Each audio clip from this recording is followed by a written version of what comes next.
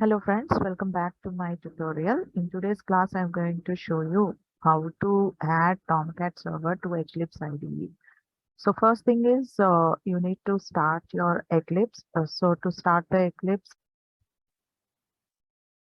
so I'm going to the location where Eclipse is there in the directory. So it's there in the C drive and program files, and there is a folder which is Eclipse here. And inside this, I am going to double click on this particular Eclipse application.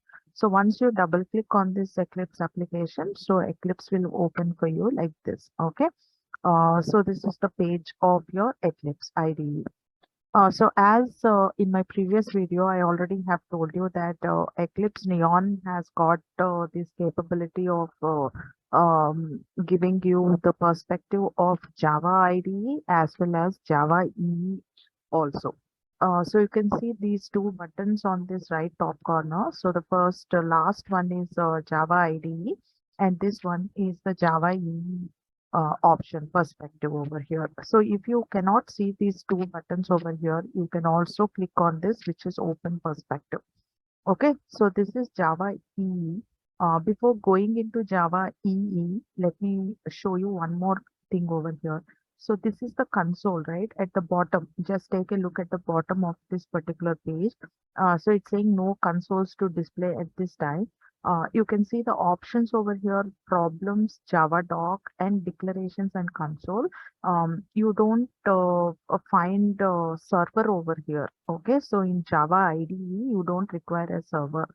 But in Java EE perspective, you require a server.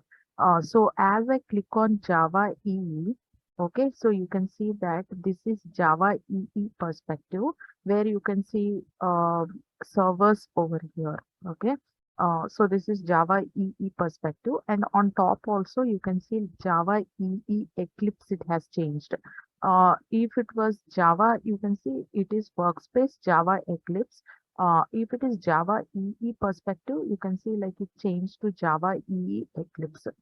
What and all you can do in Java EE is that you can create web applications wherein you can make requests from the client and get responses from the server and all that. So as of now, you don't have any servers. So it is showing me no servers are available. Click this link to create a new server. Okay, so let me tell you one point over here. So to add the servers, the first thing that you require is that the first thing that you need is you need to install JDK. Okay, so the first thing that we need to do is we need to install JDK. The second thing that we need to do is we need to install Tomcat. We need to install Tomcat. The third thing is how to download and install Eclipse. Okay, so you need to download and install Eclipse.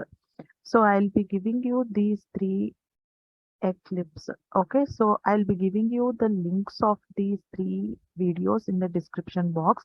Please watch those videos and install JDK Tomcat prior to getting connected to the Tomcat server in your Eclipse IDE. So this is must. Okay, so you need to do all these three activities prior to adding Tomcat server to the Eclipse IDE. Okay, fine. So now that we don't have any servers added to this Eclipse IDE, so click this link to create a new server. So just click on this link. So as you click on this link, it is saying new server and define a new server. So go to Apache. Okay, so in this particular Apache, so it will be showing you all the Tomcat servers that are available. So the Tomcat server that I have installed is Tomcat version 8.5 server. So let me show you that. So the Tomcat is there in the folder in the C drive, and in program files you can see Apache Software Foundation, and the Tomcat is 8.5 version. Okay, so I have installed 8.5 version.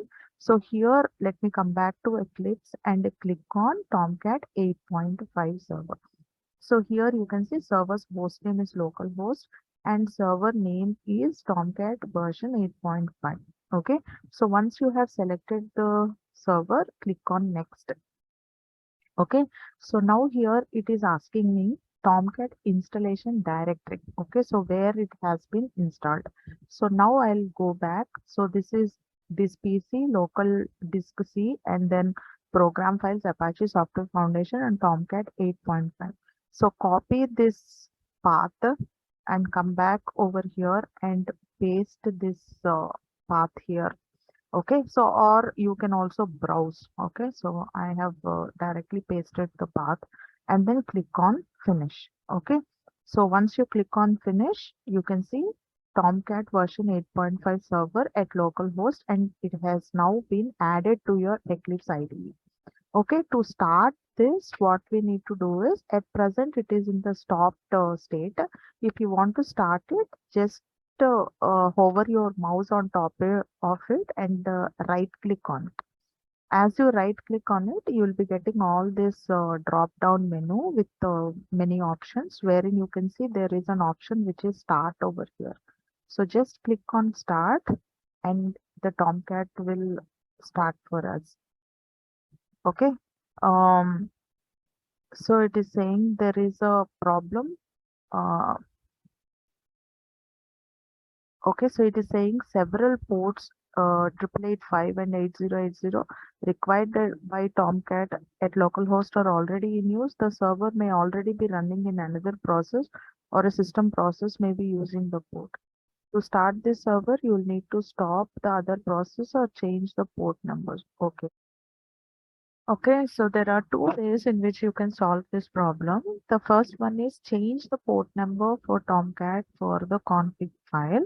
And the second one is kill the process that is using the same port number.